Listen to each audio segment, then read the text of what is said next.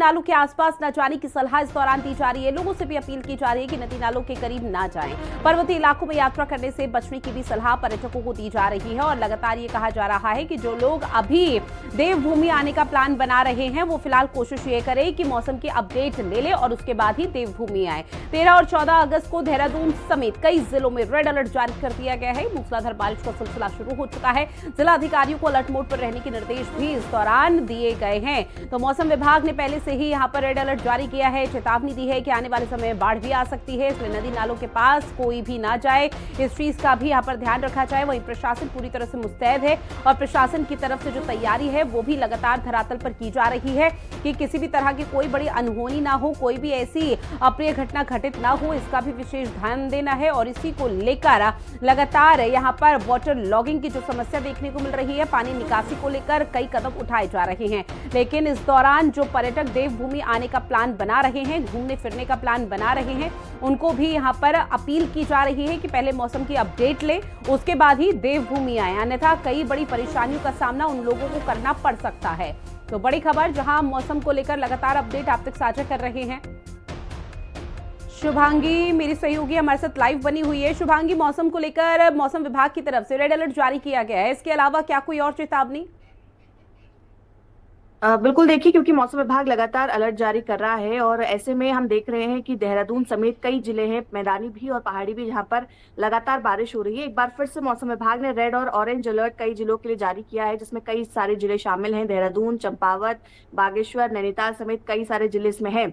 ऐसे में लगातार हम देख रहे हैं कि मैदानी जो क्षेत्र है वहां पर सड़कों में जलभराव की समस्या देखने को मिल रही है। वहीं जो पहाड़ी क्षेत्र है वहां पर लैंडस्लाइड लगातार हो रहा है और कहीं ना कहीं दिक्कतों का सामना लोगों को करना पड़ रहा है, क्योंकि शहरों में भी जो सड़क है वो नजर नहीं आ रही है, क्योंकि मानिए कि बिल्कुल नदी सड़कों पर बह रही हो। ऐसे में पहाड़ी क्षेत्रों में जो लोग ट्रैवल कर रहे हैं उनसे भी लगातार अपील की जा रही है कि आप मौसम का अपडेट लेकर ही आगे बढ़ें, क्योंकि ऐसे कई सारे पहाड़ी क्षेत्र है जहां पर भूस्खलन का खतरा बना हुआ है और कभी भी ऊपर से बोल्डर्स या पत्थर जो है वो गिर सकते हैं। प्रशासन लगातार अपील कर रहा है, क्योंकि कई लोग चारधाम यात्रा के लिए भी आते हैं। ऐसे में प्रतिबंध जो है लगा दिया गया है 2-3 दिनों के लिए यात्रा में, और लगातार लोगों से अपील की जा रही है कि आप यात्रा में भी अभी फिलहाल ना आए और जैसे ही मौसम सामान्य होगा उसके बाद आप यात्रा का प्लान जरूर बनाएं। ऐसे में नदियों का जलस्तर लगातार बढ़ रहा है, क्योंकि देहरादून की अगर मैं बात करूं तो यहाँ पर जितनी नदियां, चाहे वो रिस्पना नदी हो, बिंदाल नदी हो, सभी ने अपना रौद्र रूप दिखाया और एक बार फिर से अलर्ट जारी किया गया। नदियों के आसपास के जो घर है वो इस वक्त खतरे की जद में है, लगातार उन पर खतरा मंडरा रहा है, क्योंकि अगर और जलस्तर बढ़ता है तो वो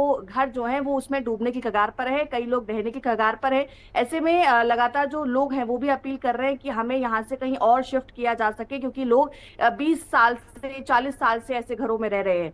अभी क्योंकि मौसम ने एक बार फिर से अलर्ट किया है, तो उसको देखते हुए देहरादून समेत तमाम जिलों में बच्चों के स्कूल के अवकाश के आदेश भी जारी कर दिए गए। जो आंगनबाड़ी केंद्र है वहां पर भी आज अवकाश रहेगा, ऐसे में ताकि बच्चे बारिश के मौसम में स्कूल ना जाएं। और पहाड़ी क्षेत्रों में क्योंकि पहाड़ियां है, सिंगल रोड्स है और कई सारी दिक्कतों का सामना करना पड़ता है, उसको देखते हुए आज तमाम स्कूल्स में भी छुट्टी का आदेश जारी किया गया। बिल्कुल शुभांगी, और चूंकि देखिए आपने भी जिक्र किया और बाढ़ को लेकर भी चेतावनी मौसम विभाग की तरफ से जारी कर दी गई है, नदी नालों के पास न जाने की अपील की जा रही है। लेकिन इस बीच कि राज्य सरकार की तरफ से क्या कोई विशेष गाइडलाइन जारी की गई पर्यटकों के लिए, आवाजाही के दौरान कोई बड़ी समस्या वहां के रहवासी को ना हो, इसके लिए कोई गाइडलाइन या कोई सावधानी बरतने की अपील?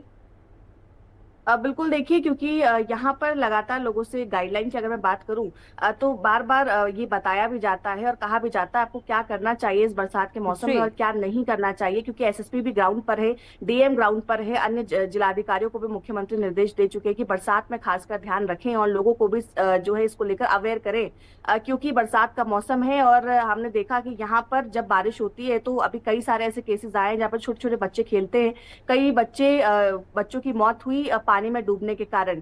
ऐसे में गाइडलाइन ये भी जारी की गई कि आप जो है बच्चों को या बड़ों को भी ऐसे पानी वाली जगहों पर या जहां पर गड्ढे हैं वहां पर जाने से उन्हें बचाएं, क्योंकि ऐसे में खतरा बना रहता है। जब बारिश होती है तो गड्ढे पानी से भर जाते हैं, अगर गड्ढे नजर नहीं आते तो कई बार उसमें गिरने का खतरा रहता है। ऐसे में आप उस पर भी नजर बनी हुई है। इसके अलावा नदियों के आसपास जो क्षेत्र में लोग रह रहे हैं वो फिलहाल अलर्ट मोड पर है और प्रशासन भी अलर्ट मोड पर है।